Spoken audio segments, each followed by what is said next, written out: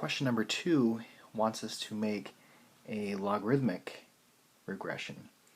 So the only difference is going to be when we want to do ln reg. So if you type in the data, then you should get y is equal to 4.972 plus 3.153 times ln of x.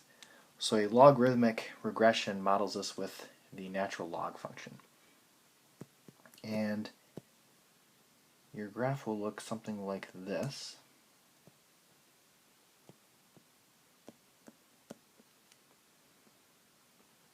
And part C says use the model to find what y will be when x is equal to 35.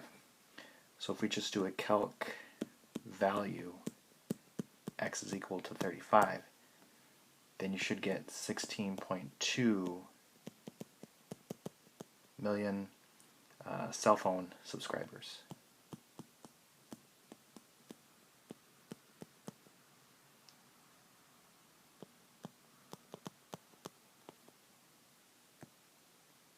And that'll be our answer.